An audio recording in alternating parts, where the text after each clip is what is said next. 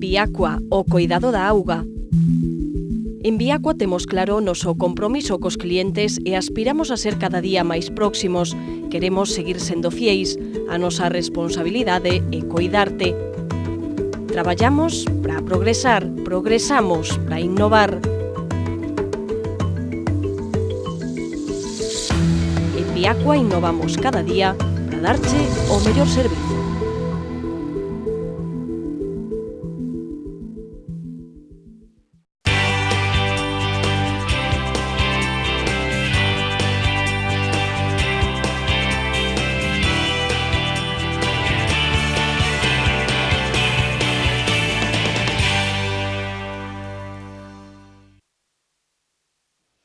Saúdos, que tal? Como están? Benvidos ao Faladoiro. Non é habitual na nosa tertulia que nos ocupemos da actualidade internacional, pero nun día como hoxe é inevitable falar de como están as cousas en Grecia, o país ao bordo da quebra e de como nos pode afectar no que queden as negociacións entre Atenas e Bruxelas. A noticia hoxe é que o goberno de Alexis Tsipras pide un terceiro rescate que exclúa o Fondo Monetario Internacional, unha proposta que están analizando neste momento por teleconferencia o Eurogrupo, así que veremos que decide. O marche diso, segue convocado ese referendo pro domingo, no que os gregos poderán decidir se aceptan ou rexeitan as condicións dos acreedores e, como ven facendo estes días, tamén hoxe dende o goberno Rajoy insistían en que non hai perigo de contagio para España, en que se levaron a cabo as medidas oportunas, as reformas adecuadas e que estamos blindados. Pero os mercados, estámolo vendo, non lle gustan as incertezas que se están a ver. Incertezas tamén hai neste momento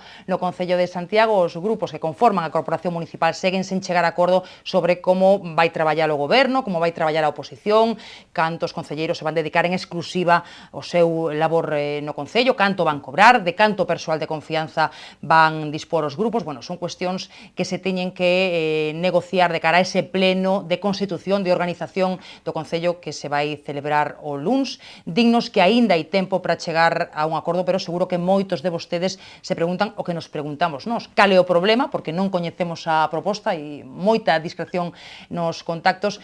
Quen ten a maior parte de responsabilidade en que non se chegue de momento a un acordo é se isto vai ser algo habitual nos vindeiros 4 anos, porque estamos falando dun goberno en minoría que ten que chegar a acordos, por suposto, cos demais grupos do Concello. Hai dificultades nas negociacións entre Atenas e Bruxelas, dificultades no Concello, tamén entre o PP e o PSOE a nivel galego, para cubrir as vacantes que hai no Consello de Contas, tamén para designar a José Ramón Gómez Besteiro, líder do PSDG, senador. Ambas as dúas cuestións están de momento bloqueadas, non así a designación de Milagros Otero como valedora do pobo. Conta co aval do PP e do PSOE, por certo, catedrática de Filosofía do Dereito e colaboradora dos nosos faladoiros.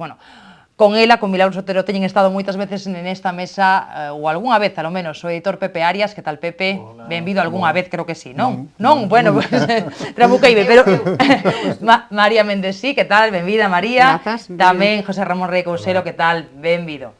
Deixamos, se vos parece, a cuestión de Grecia para o segundo treito da tertulia, que é moi interesante, pero empezamos, como sempre, falando do que se coce na casa, de como están as cousas na nosa cidade, desa falta de acordo entre Compostela Aberta, PP, PSOE e BNG para decidir como empeza a funcionar o Concello, a cuestión sempre espiñosa das dedicacións exclusivas, non? Que é o primeiro que hai que acordar, non? Cando empeza un mandato e que tantas veces causa problemas, diferenzas entre os grupos. Onte escoitamos o alcalde, a Martiño Noriega, sinalando que aínda hai tempo para chegar a un acordo. O pleno no que se vai votar como empeza a funcionar o Concello vai se celebrar o vindeiro luns. Tamén creen que hai tempo o socialista Paco Reyes, dicíao hai un momentiño na súa conversa coa nosa compañeira Inés do Pazo, e tamén Rubén Cela, o que será o voceiro do BNG, que estivo tamén onte en Correo Televisión. Pero si é certo, e recoñecía Rubén Cela, que as cousas non comezan ben cando é tan difícil chegar a un acordo. Creo que certamente non é un bo comezo non ter acadado, despois de 3 reunións, pois un acordo sobre un aspecto que para mí é fundamental, que é o pleno de organización. Creo que sería, desde logo, un moi mal comezo que teñamos un goberno que non é capaz da primeira proba que se enfrenta, pois superala positivamente desde a perspectiva de sacar adiante e co consenso de todos os grupos da corporación, pois ese pleno de organización. Bueno, fala dun mal comezo, Rubén Cela, non sei se ti concordas, Jota, crees que sería desexable ter xa un acordo para empezar a traballar? Seguramente desexable tanto para o grupo de goberno como para a oposición. Para o grupo de goberno, decía o alcalde de Santiago, que hai concelleiros e concelleiras que están duplicando, ¿no?, a súa xornada laboral no ámbito personal e no ámbito político. Seguramente, xa digo, esa normalización é desexable. Bueno, a cuestión é que, como tú comentabas e apuntabas anteriormente, non temos información de cuáles son, digamos, os atrancos para chegar a un acordo, que en principio non debería ser especialmente complicado. Hai antecedentes históricos e sabemos máis ou menos cuál era o ratio, digamos, dependendo do número de concelleiros e concelleiras e, por lo tanto, dedicacións exclusivas no propio pleno municipal e nos grupos de apoio, digamos, nos staff técnicos de apoio aos grupos municipais, representados no Concello. Por lo tanto, xa digo, non debería ser tan difícil. Hai un punto de partida, que eso sí que é coñecido, e que forma parte da proposta esta política de Compostela Aberta, no sentido das limitacións, digamos, das remuneracións dos concelleiros e concelleiras e dos cargos públicos. E eu entendo, quero pensar que con esas claves pois non debería ser difícil chegar a ese acordo. Por tanto, descoñezo, porque sí que é certo que si algo hai que recoñecer, digamos, tanto o alcalde de Santiago como os compañeiros, digamos, os concelleiros e concelleiras de cada un dos partidos políticos representados no Concello e voceiros municipais, que están levando isto con absoluta discreción, ¿no? Sí, xa nos estrana, non, María? Porque cando se fala de discreción moitas veces vemos que hai continuas filtracións. Neste caso non, é verdade que falamos dunha proposta que non coñecemos, non? Bueno, a mí non me parece que o asunto aplaudirse xa que haya discreción. A mí o asunto aplaudir sería que a estas alturas xa houbera un acordo. Sorpréndeme que casi un mes despois de unhas eleccións municipais aínda non haxa un primeiro acordo. Estamos a falar un mes para chegar a un primeiro acordo de constitución de organización do Concello e aínda non se chegou. Si esta é proporcionalmente a evolución que vai a seguir a xestión municipal, poderíamos empezar a preocuparnos moitísimo máis alá de que houbera ou non filtracións. Supoño ademais que aquí non depende tanto das condicións que poidan poñer cada un e do, digamos, do máis ou menos acordo en que haya nas persoas e no número, sino que o presidente, en este caso o alcalde da corporación, o que tiña que ter é suficiente cintura ou capacidade para acadar, en fin, acordos dos seus socios que deberían ser de goberno tanto do PSOE como do BNG e que non polo de agora aínda non o fixo. Ti, así a priori, pensas que a maior cota de responsabilidade pode ser de Martiño Noriega, non? Totalmente, absolutamente, por suposto. El, en última instancia, é o responsable en estes momentos do Concello, é o que ten que acadar en todos os días da súa xestión os acordos suficientes para xestionar a cidade. E, por suposto, o pleno constitutivo é unha parte importante do desenvolvemento e do desarrollo que vai a ter a xestión municipal, non? A menos que os grupos da oposición, Pepe, queran deixar en evidencia pois o que é gobernar en minoría, non? A ver, non sei que pensas ti. Entón xa non queren acordo. Eu penso que hai un elemento previo, o tema das adicacións exclusivas, e nun concello onde non houbo unha maioría absoluta, foi un debate a ver se se podía establecer un cogoberno, non? E esa porta ainda non está fechada. Digo que houbo cuestións que se falaron antes e que eu penso que son máis importantes, non? A mí ninguén me pregunta pola rúa cantas adicacións exclusivas vai a ter Compostela Aberta, me preguntan, bueno, xa están as obras de Conxo funcionando, non? Bueno, quer dicir, unha serie de elementos ten que funcionar de alguna maneira o Concello, non? Ese é o primeiro que hai que votar, non? Por dicirlo así. Evidentemente, Martiño Noriega ten moita responsabilidade, porque o alcalde de Compostela eleito pola maioría da veciñanza, pero sí que é certo, como indicaba Jota, que o grupo que máis padece esta situación é o grupo de goberno, non? No sentido de que, bueno, pois as persoas que teñen os seus traballos teñen que seguir facendo unha xornada laboral e ao mesmo tempo, bueno, pois, dicir, traballando pois 12, 16 horas en algúns casos para cumprir cas tarefas que teñen que facer, non? Entón eu penso que nese sentido sí que é certo que a responsabilidade neste momento ten Compostela Aberta, pero tamén é a formación que está máis afectada, non? E eu penso que ese deterioro, e por iso é importante que o luns salga todo ben, o pode padecer a propia veciñanza. Logo, noutras consideracións, eu penso que non hai información, porque existe un acordo das 4 forzas de que non se filtre nada, e eu penso que o que hai que facer é, bueno, pois, respetar ese tempo pensando que hai un luns, hai unha data, e eu penso que a veciñanza está pensando noutras cousas, non está pensando en cantas adicacións exclusivas ten cada quen. Bueno, pensando en respetar esa discreción, pero que logo teñamos a máxima transparencia, non? Digo, porque é unha palabra que se utilizou moitísimo, non? Nos últimos meses, en todas as campañas electorais, e todos nos din que imos ter un concello transparente, non? Eso, supoño. Bueno, evidentemente se coñecerán as propostas no seu momento. A ver, María Pero si, pregúntome eu, Pepe, si no tema das adicacións exclusivas que ti tratas de restar importante, eu tamén penso que non é o máis importante que poda acontecer agora no Concello, pero si non é tan importante chegar a un acordo en unha cuestión que parece nimia, eu quero pensar que vai a pasar despois cando chegamos ás cuestións que son realmente esenciais para a xestión do Concello, porque claro, isto o que menos importa é un capítulo, digamos, casi subsidiario. De todos os xeitos ten súa importancia porque depende para a organización despois futura do Concello, está claro. Quero dicir, de feito, se suprimiron cargos, o Concello vai a ter un aforro de 300.000 euros, non? Ca supresión de diferentes cargos de, bueno, postos, cargos de confianza que poden asumir funcionarios, non? Eso se está facendo. É importante, en tanto que existe un código ético aprobado por Compostela Aberta que fixa uns topes salariais no momento que a xeto está a pasar moi mal. Eu penso que é importante e penso que esos datos se teñen que coñecer, tamén o aforro que vai a supoñer para o Concello, bueno, pois que chegue Compostela Aberta. Eu digo que non é relevante no sentido da xestión diaria, non? No sentido, é relevante precisamente para os concelleiros de goberno que neste momento duplican xornada laboral, pero para o resto, bueno, penso que non o é. Por eso que, se non é tan importante, o acordo debería ser prácticamente iso facto, porque, vamos, non hai grandes diferencias na xestión de cartos e en nomeamentos, ou seja, si é tan sincero como ata lo de agora non houve un acordo. Falamos o martes da semana que ven, bueno, entonces nada, perfecto. Bueno, aquí non sei, que teño xa outros plans, pero quedades por aí. A ver, Jota, ti que sensación tes? Eu creo que imos ver moitas veces estas dificultades entre os grupos para chegar a acordos? Santiago tradicionalmente foi un territorio de consenso, ¿no?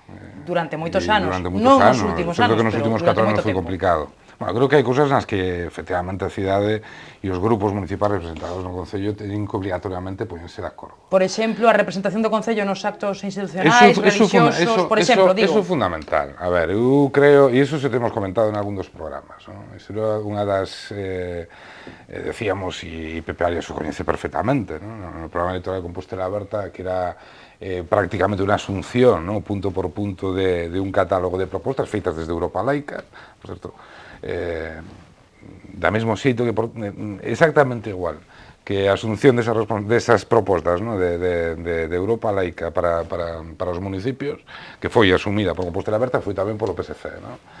Bueno, no caso este de Compostela se fixo e un dos primeiros apartados, unha das primeiras, digamos, propostas que eles asumen é modificar o regulamento de actos, etc., que é de unha forma marco de referencia para diseñar como vai a estar representado o Concello ou o Pleno Municipal pues, en actividades desta naturaleza, ¿no? De carácter religioso, de carácter civil, etc., ¿no? Eu comentei naquele momento que podía entender, ¿no? Que efectivamente Santiago, o alcalde de Santiago, poida non participar en actos de carácter religioso por unha cuestión estrictamente personal, pero é certo que o alcalde de Santiago é a máxima autoridade e, por tanto, o máximo representante da cidade e, por tanto, hai que buscar un mecanismo intermedio que garante a presencia e que garante que os intereses de aqueles e aquelas que queiran que, efectivamente, o Concello de Santiago este representado no acto religioso este garantido, e isto é así. E despois, o que sí que xa entendín menos, e isto direi con sinceridade, foi a non presencia do alcalde de Santiago na entrega das medallas Castelao, ¿no? Porque aí sí que hubo unha carga, é dicir, cando Martiño Noriega dice e decide non ir, sí que hai unha carga política extraordinaria na explicación de por que non se vai. E completamente parcial. E iso non é saludable. É dicir, eu creo que o alcalde de Santiago estuvo Xulio, o alcalde da Coruña, estuvo o alcalde de Ferrol, bueno, ali estiveron, seguramente o discurso do presidente Feijóo non lle gustou, e o dixeron tal cual que lle gustara, pero ali estiveron. Creo que aí sí que é absolutamente imprescindible que o Concello de Santiago, o conxunto da ciudadanía de Santiago, por lo tanto, e as súas institucións están representadas, non? Eso é así. Por lo tanto, a ver, escenarios de consenso en Santiago pode habelos en cuestións que nos atañen e que son fundamentais. Hai modelos, eu creo que, a ver, desde o punto de vista das infraestructuras, hai acordos xa que eu creo que se teñen comentado, por exemplo, no momento de reivindicar unha estación intermodal, bueno, todo este tipo de cuestións, non? Eu creo que aí sí que podemos chegar a acordos. En cuestións desta naturaleza sí que me parece máis complicado que cheguemos. Bueno, seguramente o Concello de Santiago non é o Concello, o digo con todo o respeto, non o Concello de Teo, non é o Concello ni tan siquiera de Vigo, por decir o Concello máis grande do país. Aquí hai outro tipo de... Que ten unha carga institucional tremenda, non? Historias e problemáticas que son diferentes. Bueno, seguro que Pepe nos dirá que non lle preguntan na rúa por esas cuestións, nin ve a xente preocupada por esa cuestión, non? Pero, bueno, mediáticamente é unha cuestión importante, non? En unha cidade como Santiago máis, Eu penso que as medallas Castelao teñen unha tradición que, de feito, é injusta pola persoa que levou este ano a medalla por ver o boquete, non? Que non entra dentro dese perfil, pero normalmente llas dan a xente que parece que estaba bastante en contra do que fixo Castelao durante toda a súa vida, e hai unha utilización partidaria que bueno, quero dicir, a explicación que deu Martiño penso que foi clara, non? E en todo caso tampouco é un tema que preocupe excesivamente a xente, non? Entón, esa miña cara que un pouco estou un pouco estupefacta, unha cousa que dis, non? Por que? Non digo porque exclúe saber o boquete, pero que longa lista de xente premiada que a medalla Castelao, pois haberá de todo, non? Sí, bueno, pero por exemplo, penso que foi o ano pasado, o Grupo Parlamentar de Agre propuxo que lle deran a medalla Castelao a Amador e a Daniel, os traballadores asesinados en 1972 en Ferrol, na folga, e o denegaron, non? Quero dicir, evidentemente existe esa polémica, existe esa pulsión, e non é algo novo, non? Penso que Vero Boquete, por exemplo, sei que unha persoa que bueno, sempre defendeu, pois, por exemplo, a oficialidade da selección galega nas competicións oficiais, quero dicir, por eso digo, non? Que non é un perfil que entre dentro diso.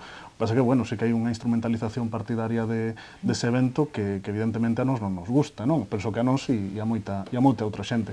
Na vida cotiá da veciñanza de Compostela, que implica que Martiño Noriega estivera ou non no acto das medallas de Castelao, penso que en nada, non? Quer dizer, penso que temos que empezar a falar de política e de outros tipos de cuestións máis alá de debates que eu penso que non teñen ningún tipo de recorrido.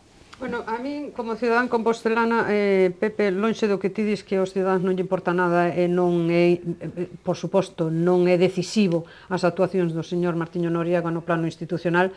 Bueno, é verdade que é así, pero eu como cidadán, de verdade, compostelán, a mí gustaríame que o meu alcalde me representara nos máis altos actos institucionales deste país. A mí me gustaría, independentemente de que el poida no seu foro persoal ou no ámbito da súa, digamos, da súa xente máis inmediata, poida ter outro criterio. Porque este señor, cando accede a ser alcalde de Compostela, accede con todas as servidumbres, e unha das servidumbres é representar os cidadáns, todos os cidadáns, non só os do seu partido, naqueles actos que están institucionalizados e que requiren unha presencia, sobre todo en Santiago, por suposto, que é a cidade anfitrión desos premios. Despois, se hai que cambiar ou non hai que cambiar os criterios das persoas que acceden a ese galardón, se son ou máis ou menos correctos ou non, o que hai que facer é pelexar de dentro por modificar os criterios. O que non se pode facer é dicir, bueno, como non lle importa nada, eu non estou presente. Non está presente nin eso, nin quere estar presente nas ofrendas, nin lle dá moita importancia na presencia da traslación do apóstol, ou seja, non lle dá importancia a moitísimas cousas que si lle importan moitísimos cidadáns desta cidade, queira ou non queira velo. Pero, bueno, eu supoño que todo eso irá sumando en favor de que despois teña mellor ou peor imaxe diante dos seus cidadáns. Ao final, o señor Martiño Noriega o que a mellor quere somente gobernar pa un grupo que lle votou puntualmente nestas eleccións. Bueno, se iso é seu referente político, súa visión estadística e súas miras de goberno, pois, bueno, que faga adiante. Eu supoño que despois os cidadáns algo lle dirán tamén, non? Bueno, desa cuestión, perdón que te interrumpa, Pepe, pero desto tamén falaba hoxe en Correo Televisión Paco Reyes, o concelleiro socialista que será voceiro do Grupo Municipal do PSDG no Pazo de Raxoi, dicía que eles están preocupados, non? Quere saber como vai estar representado o Concello neste tipo de actos institucionais, relixiosos, e de feito, hai 2 semanas o PSDG pediu unha xunta de voceiros para abordar esa cuestión, non? Tamén os actos do 25 de xullo que están moi próximos, non? Paco Reyes dicía que agarda unha resposta e que en todo caso non descartan medidas institucionais as que sexan para poder abordar esa cuestión, mesmo pedir un pleno extraordinario. Por certo, teño que dicir que hoxe, 30 de xuño, cúmprense 15 días da nosa petición de convocatoria dunha xuntanza de voceiros e non sabemos nada dela. Eso tamén teño que dicirlo. Polo tanto, se non se resolve a cuestión que compete, insisto, a corporación, non somente o alcalde, con esa xuntanza de voceiros, pois, dende o que o noso plantexamento, que sempre é o mesmo, que é un plantexamento institucional, tenemos que darlle outra resposta a esta cuestión de maneira institucional. Un pleno extraordinario, por exemplo. Podría serlo, é unha das posibilidades institucionais que recolle o regulamento do noso Concello. Non pode sorprender, non, este posicionamento do PSOE preocupado por unha cuestión, non, pois despois de ter tanto tempo a alcaldía da capital de Galicia, non, ter os seus alcaldes representando sempre o Concello neste tipo de actos. Non sei se Pepe quería dicir algo sobre o que decía María de que se Martiño quere gobernar para uns poucos ou algo así, non sei, empeza por o que queiras ti. Eu penso que as eleccións foron antonte, non, quero dicir, falaba Paco Reyes temos moita presa, non? De que pasaron 15 días, non, un compañeiro de partido de Rubén Cela, que é colaborador desta casa, Suso Veiga, escribiu un artigo que era nin 100 días nin 100 horas, non? Como dicindo, bueno, xa empeza aquí isto, non? Eu penso que o que hai neste momento que facer é sacar cuestións que estaban paradas e sacalas adiante canto antes, non? De feito, hai un reparto de áreas que obedece nun sentido continuista para que os diferentes concelleiros pois vayan sacando os traballos e, bueno, eu penso que o que hai que rematar é con esa política de foto, non? É dicir, por exemplo, o vimos na rotonda de Conxo, non? O exalcalde de postureo foi ali a sacarse unha foto, logo quedaron ali as vallas, nos empezou a obra ata agora, non, que parece que empeza, non? Entón eu penso que ese tipo de xestións diarias máis cotidianas son os que lle interesan á veciñanza, non outro tipo de manifestación. Bueno, Pepe, tamén importa a imaxe que pode ter a cidade en determinados actos que son, vamos, eu penso que a imaxe nos últimos 4 anos foi bastante demencial e non precisamente non vou a discutir eso, pero como estamos a analizar en estos momentos esta cuestión, non me parece a min que un alcalde que se, digamos, se autoexcluya do acto teóricamente máis importante da cidade, pois é bastante criticable. Bueno, incluso hai xente que é crente, que ten esa sensibilidade, que está de acordo con estas medidas. O que ten moito do postureo é dicir que lle vai a pedir a Casa Real que non lle delegue o feito de que vai a facer a ofrenda cando a Casa Real nunca delega en alguén que sabe que lle vai a dicir que non. Eso ten moito de postureo, que a mellor tampouco lle tocaba a él facer a ofrenda, pero en calquer cosa o normal é dicir, se eu estou ao frente da xestión da cidade, vou a facer o que xeralmente, o que se viu facendo durante anos e por tradición, en favor da cidade. Eu non vou ali a de pronto facerme o máis católico, o máis religioso. Non vou a representar a institución que é o Concello en esa institución. Pero a favor da cidade, en que mellora a vida da cidade por iso? Hombre, pois supoño que moitos, non te esquedas que é un acto fundamental e trascendental na vida desta cidade. Non é. Non é. Eu penso que non. Ti pensas que non? Bueno, pois eu penso que sí. Eu penso que os problemas non se solucionan querindo ya apóstolo que solucione o problema da corrupción, ese tipo de cousas. Eu penso que así non se solucionan os problemas políticos. Un alcalde que ten que facer é solucionar os problemas da veciñanza. E non perder as referencias, porque non te esquezas que a catedral é un icono esencial desta cidade. Icono esencial. Pero quen está en contra de potenciar o Camiño de Santiago, quen está en contra de facer unha serie de cuestións? Non, o deterioro da cidade ven cando a marca Compostela se deteriora por as Pokémons e, bueno, todo o que vimos nos últimos 4 anos. Eso deteriora a marca Compostela, non que o alcalde non vaya a unha ofrenda. Terceira polémica, José Ramón, rápido. Estou seguro, é dicir, entendendo as argumentacións que fai Pepe e que ten feito o alcalde e que aparezan... Que ti dixeches, por suposto, que eran parciais, esas justificacións, a mí pareceme sectarias, máis que parciais. Coméndoche, é dicir, entendendo que eles poidan defender estas posturas, para mí son... sino de máximos case. Que efectivamente xa limos no seu programa electoral. Sí, no, eso é certo, e aí certo que esa era a proposta, era coñecida e a ciudadanía votou en libertad e votou mayoritariamente. Entón haberá máis de esa 16.000 proposta. sectarios e Pero mira, sectarias en Compostela. Pero hai non? que gobernar sin para embargo, todos, hai que gobernar Sin para embargo, todos. Pepe, Para claro todos, que non hai evidentemente. 16.000 sectarios e sectarias en Compostela e seguramente esos 16.000 personas que votaron a Martín Noriega tampouco hai, ou a Compostela Aberta, o proxecto de Compostela Aberta, tampouco hai un 100% seguramente que estén de acordo coa presencia ou non, ou con matices, etc. ¿no? Pero o que sí que está claro que do corpo electoral, que son 50 e pico nenos, 60.000 ou 70.000, estou absolutamente convencido que hai unha amplísima maioría que estarían completamente de acordo que o alcalde de Santiago, desde o punto de vista estrictamente institucional, deixando a penso que neste marxe... debate gaña abstención. Pero bueno, Deixando- penso que non é un debate prioritario nin central, nin que este na cabeza de moitísima, Mira, Pepe, xente. eu non dixe, isto públicamente non o dixe, ni te sei que isto confirmado, digamos, e isto casado e civil, e hasta meu fillo non está ni bautizado. Por tanto, teño unha relación de absoluto respeto.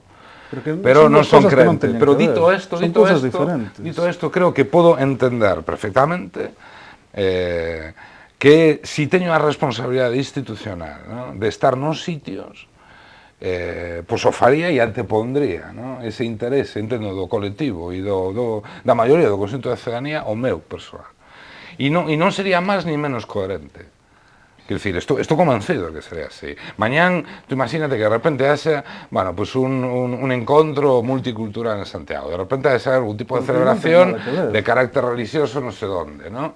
Nunha especie como en sinagoga, ¿no? Pero a ver, unha cuestión é asistir ou non asistir un acto, outra cousa son as relacións que se teñen ca Igrexa e cas diferentes confesións religiosas que pode haber en Compostela, que son dos temas que non teñen nada Pero, que ver. sin embargo, fíjate que desde a perspectiva, por exemplo, de intentar normalizar as relacións coa Iglesia Católica, para a Iglesia Católica especificamente este acto é unha singularidade excepcional, é o recoñecemento de facto. Tú sabes que a historia da ofrenda do apóstol é, de alguna forma, unha especie como de pago, ¿no?, a un agravio que no seu momento se fixo o apóstol Santiago versus a Santa Teresa, que había por aí, ¿no?, na época esta Felipe IV fai non sei cuántos siglos, se falaba dos teresianos e dos santiaguistas, ¿no?, e de repente para, de alguna forma, resolver ese agravio, ¿no?, cando se cuestionou, digamos, o magisterio de Santiago, pois se decidiu esta ofrenda, ¿no? Bueno, pois, para a Iglesia Católica é un acto de unha singularidade extraordinaria, por tanto, non parece inteligente, honestamente, o astuto, o pragmático, incluso do punto de vista político ou das relacións bilaterales ou diplomáticas, a un acto que é fundamental para a Iglesia Católica non asistir. A ver, de verdad, é para a cidade. de verdad, parece... A ver, Pepe, comerciamos a publicidade, breve. Eu penso que por riba do pragmatismo están os principios. É dicir, e son cuestións evidentes que están en riba da mesa. E logo, indo ao concreto, eu penso que este debate está sobredimensionado. Penso que non existe esa pulsión na rúa, nin polo menos ninguén me falou diso. E penso que, en fin, quero dicir, os problemas que ten esta cidade, que son moitos, e que 4 anos pois é un tempo curto para poder solucionalos, quero dicir, penso que... Vamos ahora andando, vamos de aquí a Vista Alegre ou a Vío e vamos preguntando os paisanos. A xente sí que fala, Vas a O ver que tú, pasa ¿no? que hai que Vas a escoitala ver tú tamén. en Pisa. A veces hai que escoitala un pouco, Pepe. Sí, pero a Vas a ver xente como sí sabe fala en do Pisa. asunto. Sí, Eu sabe. penso que non. Claro. Eu penso que non. Bueno, esa prova podémola facer, calquera día quedamos e facémola. Ahora facemos un descanso e a volta falamos de outras cuestións relacionadas ca política galega, tamén ca situación en Grecia, así que pequeniño descanso, volvemos de contado. Viacua, o coidado da auga. En Viacua temos claro o noso compromiso cos clientes e aspiramos a ser cada día máis próximos. Queremos seguir sendo fieis. A nosa responsabilidade é coidarte.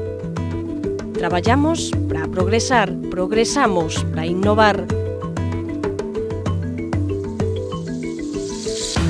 En Viacua innovamos cada día para darche o mellor servizo.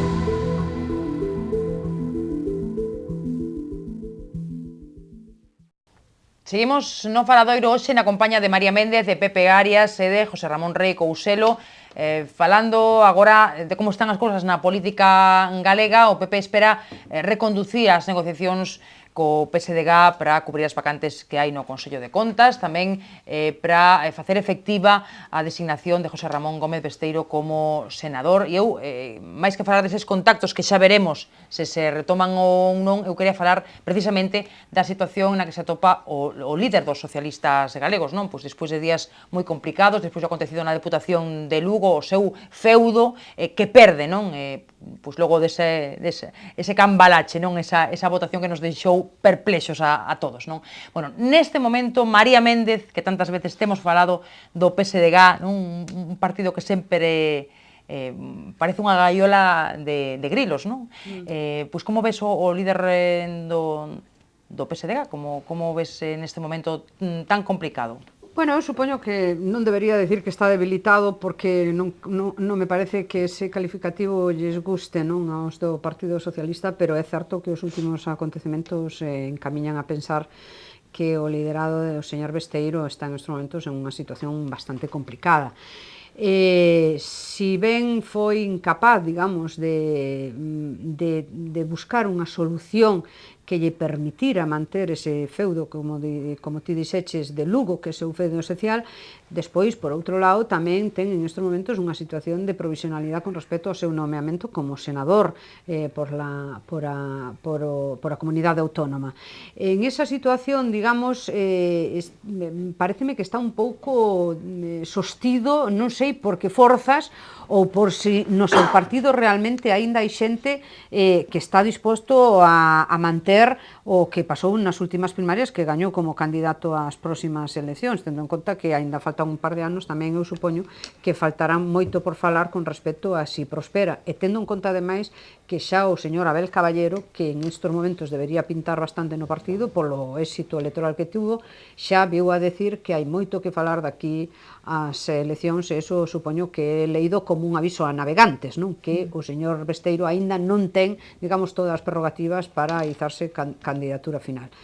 Hai moito que escribir con respecto ao Partido Socialista nos próximos anos. Pepe, ti como ves o que está a ocorrer tamén no PSDG? A ver, eu penso que a situación, bueno, que aconteceu na Deputación de Lugo é dramático, non? Que despois duns resultados electorais o PP recupere esa institución, eu penso que aparte por como foi todo, non? Por unha cuestión que ten que ver máis co personalismo dunha persoa, non? Que rompe a disciplina de partido, neste caso do PSOE, que contrasta incluso co que aconteceu en Lugo cidade, non? Onde Orozco, bueno, pois deu un paso atrás e posibilitou ese acordo, non? Eu penso que claro, agora o tema da moción de censura sí que ten algunha contraindicación no sentido de que, claro, tens que argumentar por que votas unha señora do PP por algo que ela realmente non fixo, non? Porque ela non é responsable da situación, pero claro, ao mesmo tempo tamén o electorado se pode pensar, bueno, e de que sirve votar o PSOE se finalmente está o PP, non? Bueno, xa o comentei aquí, eu penso que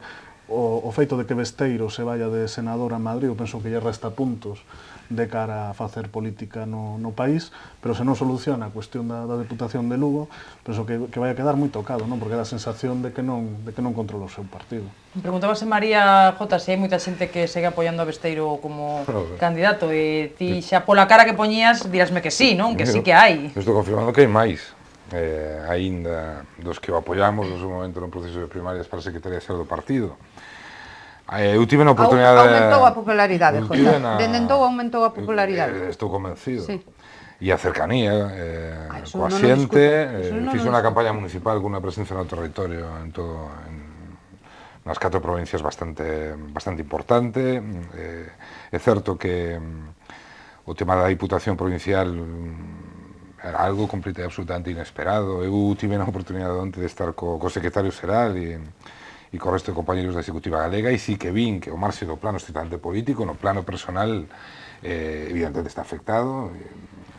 A cuestión da Diputación de Pontevedra se circunscribe exclusivamente a unha ruptura na disciplina de voto por parte, neste caso, dos diputados provinciais, do alcalde Becerra.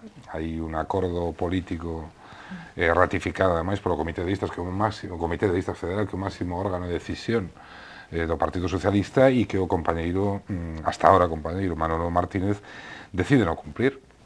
Eu creo que a atitude de Martínez, independentemente de que pode haber todo un relato previo, y seguramente él se pudo haber sentido, bueno, pues en un momento determinado, y cuando él, además, que foi unha persona que ten desenvolvido un traballo bastante notable na Deputación de Lugo e na portavocía e nos tempos máis duros de oposición a Francisco Cacharro, él seguramente pense que personalmente, e seguramente moitos o pensamos, unha persona acreedora desa responsabilidade, pero é certo que hai unha dinámica que impuxo, desafortunadamente, nun proceso de negociación que, por unhas circunstancias de carácter personal que teñen que ver con neste caso con unha imputación, non fixisen viable a súa candidatura. Bueno, a partir de aí, ningún dos socialistas e das socialistas non só de Lugo, sino galegos e galegas, e creo que españois, esperábamos que o resultado fose o que foi.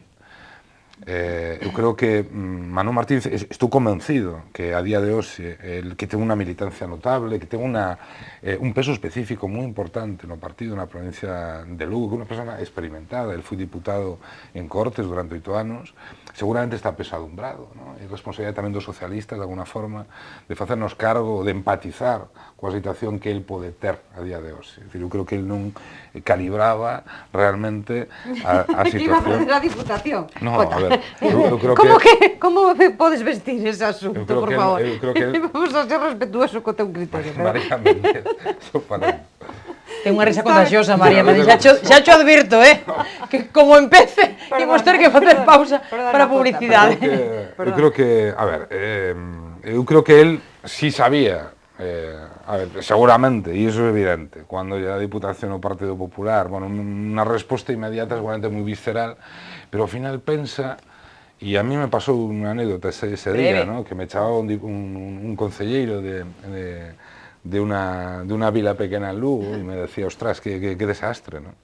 Que desastre, nos que teníamos máis ou menos por xeito, teníamos falado cos veciños, en a Diputación en Lugo, e o papel da Diputación en Lugo, a pesar do que diga o Bloque, e seguramente nas provincias de interior en Galicia é fundamental, sobre todo de auxilio para moitas entidades e pequenos concellos que prácticamente non teñen nada a nivel infraestructural, de servizos e demais. Entón, eu creo que este compañeiro, que coñece como nadie a realidade da provincia de Lugo, seguramente está apesadumbrado. É certo que agora mesmo estamos nunha situación que é moi difícil de resolver. E eu aí si coincido con Pepe, e o mellor isto que digo políticamente non é correcto, que ainda que é necesario seguramente restituir e volver a unha situación que foron a que decidiron os votantes e as votantes de Lugo, que era unha maioría progresista gobernando e seguindo o traballo extraordinario que se tienen feito desde estos anos con José Ramón Gómez Besteiro, se ten que dar. Ahora, certo que presentar unha moción de censura, a pesar de que sea un mecanismo absolutamente legal, incluso creo que hasta nos puede traer un custo excepcional. María, pero un drama, ¿no? Políticamente un drama. Pero imos ver, mira, Jota, ti podes facer a lectura do acontecer, pareceme todo xeneroso que queiras porque afectache personalmente, en fin, de teu propio partido. Pero bueno, eu entendo que os cidadáns a estas alturas xa películas as mínimas. Imos ver. Primeiro, en Lugo había unha lista mayoritaria que era do Partido Popular. Si ti, como secretario xeral do partido en Galicia, entendes que non vai a prosperar o teu candidato, o que tens que facer é deixar que saia a lista máis votada. Si non aceptas ningún tipo de condicionantes da xente con a que te queres asociar, que era o Bloque Nacionalista Galego. Si ti sabes que o Bloque Nacionalista Galego di por activa e por pasiva que non vai a apoiar a unha persona que este imputada, non é moi razoable, ou hai unha estrategia, unha terceira vía, que moito se falou da terceira vía, que se nos escapa, que foi un erro de cálculo do señor Besteiro. Entón, non controlou o proceso, queiras vestilo como queiras o muñeco. Non controlou o proceso e escapouselle digamos, a representación de poder máis importante que era a Diputación de Lugo. Eso que é verdade que pode acontecer en calquer líder político, porque non son todos grandes estrategas, nin todo o que propoñen lle sai, pero, home, cando realmente é a parte esencial ou a representación máis importante do teu poder, home, pois, que dúbeda calar que fai mella na túa autoridade, eso está claro. Si Lugo en este momento non está con o señor Besteiro, home, non vamos a pasar revisto o resto das provincias galegas. O sea, que eu creo que non faría, a ver, eu non faría unha...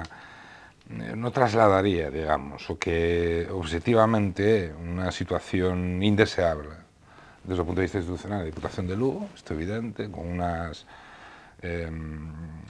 unas responsabilidades que son directas. Eu creo que fundamentalmente son a responsabilidade directa é de aquel, volvo a repetir, que rompe a disciplina de voto. Isto é así.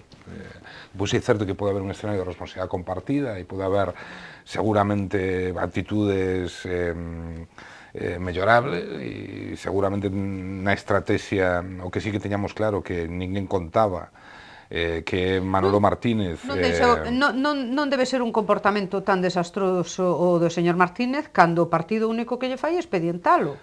Pareceme que eso é susceptible de que unha persoa caíse baixe do partido, non? Ou hai estrategias futuras que o que fan é non tratar de renunciar a esa persoa porque pode ser fundamental para outros xogos, non? O partido fallo que obrigatoriamente ten que facer que abrir un expediente, por tanto hai un escenario ahora en donde se pretexan alegacións por parte de Manolo Martínez, habrá unos instructores e seguirá o seu cacer normal. Non é causa suficiente para dar de baixa do partido o comportamento do señor Martínez. Independentemente de que neste caso concreto este tipificado, é dicir, o que é a ruptura de voto como un asunto grave, en todo caso tendrá que dilucidarse nos órganos pertinentes e se abre, que o que se está facendo coa apertura de expediente, un período de alegacións, etcétera, etcétera, e, bueno, pues no seu momento se decidirá. Non a convenciches, xa che digo, Pepe. Pero a ver, eu fora dos procedimentos, eu penso que a xente perdese, non? Normalmente como funcionan as casas, eu penso que iso non é interesante, non? Eu penso que hai varios problemas, non? O primeiro, que se visualiza que o líder do PSDG ten unha fuga importante que lle fai perder a principal institución que controlaba ata este momento, non? Agora se abre a Diputación da Coruña e se abre a Diputación de Lugo. Eu penso que a moción de censura non ten contraindicacións, porque neste momento están entrando novas forzas políticas que van a competir nese ámbito, non? Entón, eu penso que sería, o mellor, para algún sería beneficioso que a situación se quedara así, pero eu penso que para a veciñanza e para a xente que votou o PSDG e o BNG é un desastre absoluto, no sentido tamén de ver que políticas se poden facer nos concellos, non? Entón, eu penso que nese sentido, se realmente ten autoridade, debería de impoñerse, non? E debería de correxir esa cuestión, non? Porque, claro, outro é un caldo de cultivo que eu penso que non beneficia, sobre todo a xente que votou PSDG nas pasadas eleccións na provincia de Lugo. Antes de falar de Grecia, Jota, algunha cousa máis sobre este asunto? Respecto do veto, bueno, hai nomeamento do Consello de Contas, a nosa proposta do Partido Socialista de Galicia era Xoaquín Fernández Liceaga e leva 6 anos fora apartado da vida política. Pero foi candidato, ou se especulou que sería candidato para o Concello de Santiago, non? O sea, que non estaba apartado da vida política. En todo caso, aquí estamos ou non estamos según convén. Ata onde eu chego, onte había unha presentación de un grupo de investigación na Universidade de Vigo de carácter internacional de facendas locales, coordinado, entre outros docentes, por Santiago Lago Peñas e Xoaquín Fernández Liceaga, por tanto, eu creo que o aspecto estrictamente académico e de capacitación profesional para estar no Consello de Contas é absolutamente... Esa parte está clara, non? Claro. O que se discute e outro. E o que sí que me parece unha postura moi pouco defendible por parte do Partido Popular, e sobre todo me parece unha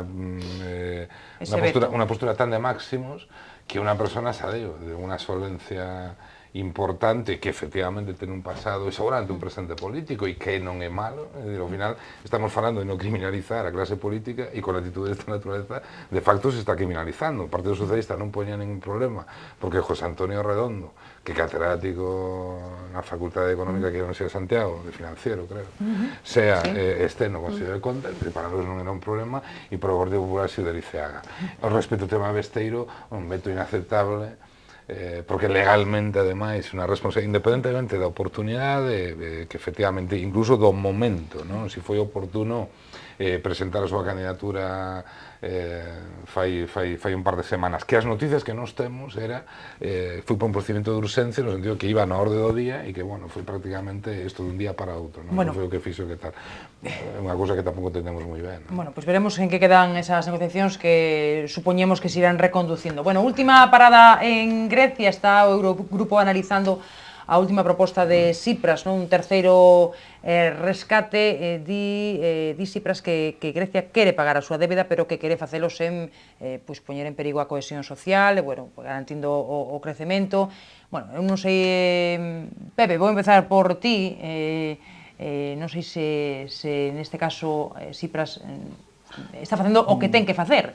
Eu penso que sí, no sentido de que existe unha presión política, que non era económica, en relación a en que sectores tiña que racionalizar o gasto, que era justamente en pensionistas, bueno, en fin, precisamente naqueles sectores que o apoyaron dunha forma contundente a Syriza nas pasadas eleccións. Eu penso que non se justifica por unha cuestión económica, e o referéndum o que fai é situar a presión fora do goberno, situala noutro tellado. Eu penso que nese sentido é un movimento interesante. Se está convertindo un sí ou non sobre as condicións dos acreedores, un debate sí ou non sobre a saída ou non do euro. Eu penso que iso é unha falacia. Penso que se o povo grego decide que non, que eu penso que sería o mellor que pode facer, porque non podes asfixiar máis a unha poboación que está absolutamente, quero dicir, sin recursos. O único que pode facer é que evidentemente emerxan outras forzas políticas que, polo que sabemos da realidade grega, non teñen moito que ver con ese apoio a Europa. Estamos a falar de Amanecer Dorado, que todas estas paus nas rodas que se lle están poñendo o goberno de Syriza, o único que fan é favorecer esas forzas, cando nin os vellos neoliberais de dereitas nin o PASOK consiguen sair consiguen afianzarse como unha alternativa. Eu penso que o goberno grego está a facer ben, e eu penso que se teñen a confianza, tiveron a confianza nas urnas fai relativamente pouco, van a gañar o referéndum. Pois non creo que aquí teñas moito consenso na mesa, non sei por parte de Jota, xa veremos, por parte de María seguro que non. Bueno, seguro que non. A mí pareceme que os únicos paus nas rodas que se está poñendo Syriza é el mismo, o seu propio partido, no que, por certo, xa ten disensións internas, pero neste momento non. Eu coido que sí, que hai disensións internas, pero en calquer caso, a obriga dun gobernante é tomar moitas veces decisións. O que non se pode facer é vivir en un estado asambleario delegando sempre sobre o feito de que hai que convocar referendos para legitimar a miña postura. Si ti, como ben dixeches, si ese goberno foi nomeado hai pouco tempo, está legitimado para tomar decisións, e as decisións teñen que ir cara a que ese país entre en unha senda de recuperación económica. Entendo que os gregos teñen unha idea de recuperación económica moi subgéneres, que é que mentras me financian os demais, eu podo manter o meu estatus. E os outros resulta que os acreedores din, no, tamén hai que facer un pago da débeda e despois vemos como reestructurar. En calquer caso, a débeda agora xa está. Por moita historia que fagamos, agora o que temos que resolver a débeda que está. Mira, esta noite, ás 12 da noite, se non paga os millóns que lle paga o FMI, entra rapidamente na terna de acreedores. Eso o que che supón é que como país non podes nunca máis optar a un fondo do FMI. Por tanto, se ti queres estrangular porque consideras que a túa política prevalece por encima dos intereses do país, pois estrangulas o país. O que non te podes despois delegar en preguntarlle a xente, oiga, vostede estaría ben con estas medidas? Home, pois a xente normalmente diría que non. O que pasa é que ti tes que tomar as decisións, é dicir, haberá que tomar medidas para que despois o país camiñe. E, dende logo, unha das causas que máis en estes momentos están en discusión e que non chegan a acordo ca Troika é o tema da quita da débeda. Porque, claro, os do partido grego que queren é que a súa débeda se vea reducida de forma moi ampla, pero grazas a que os acreedores lle perdonan. Eso xa o levan facendo dende hai 10 anos a Troika con Grecia, sin ningún resultado. Por tanto, algunha vez haberá que cambiar de terma e decir, no, teñen ustedes que cumplir e ao mellor así resolven os seus problemas. A ver, Jota, sin embargo, como ves? O tema da débeda, onte o Departamento do Tesoro norteamericano comentaba que había que chegar a unha solución negociada respecto á débeda e unha quita, non? Hai varios artigos de economistas, incluso de Nobel, está Krugman, que decía que si él tuviese que votar, votaría no. Incluso Stiglitz, Piketty, por exemplo, que decía que no seu momento Francia, incluso, que era un país extremadamente endevedado, creciu a base digamos, da condonación, ou dunha quita da súa débeda, etc. Hasta Strauss-Kahn, que cuando está centrado, pues una persona que tiene una relevancia en el plano económico notable, una persona muy capaz, decía que había que cambiar absolutamente, digamos, a estrategia, con Grecia.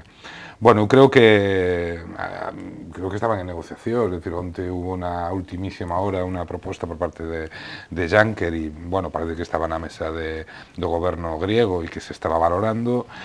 Eu creo que sería un desastre, digamos, chegar a unha situación final que pasase pola fusida, ¿no? Digamos, pola saída de Grecia na Unión Europea.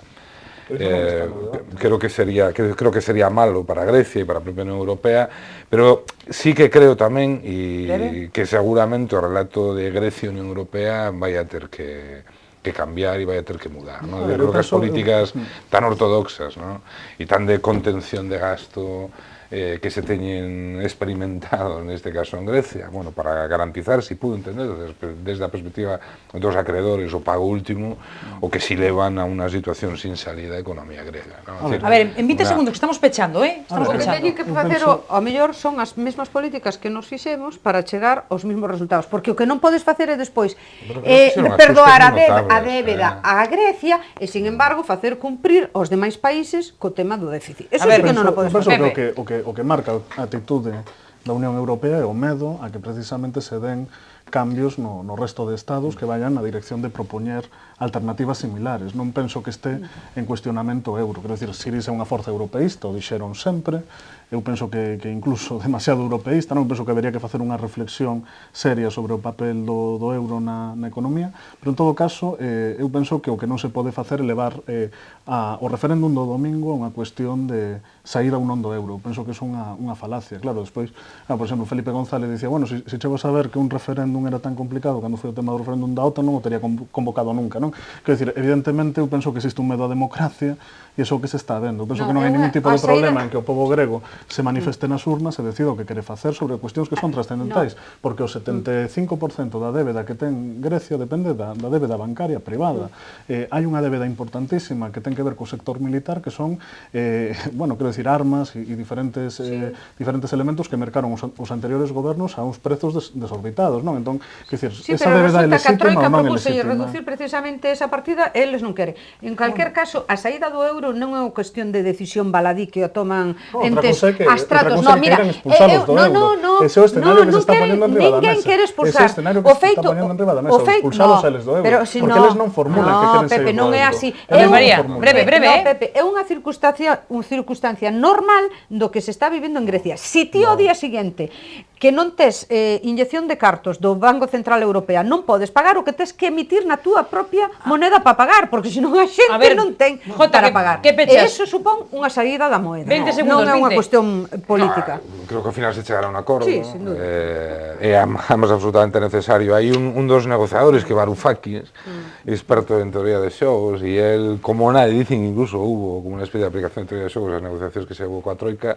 Estou convencido que ao final se intentará chegar a un acordo porque é favorable e beneficioso para a Grecia e favorable e moi beneficioso para a Unión Europea e, sobre todo, a pervivencia, digamos, do proxecto europeo. Bueno, pois mañán seguimos pendentes de todo iso e do que nos depare a xornada. Deixámoslo aquí, grazas aos tres, a Pepe, María e a José Ramón, un placer tervos por aquí. A todos, grazas, mañá a hora de sempre.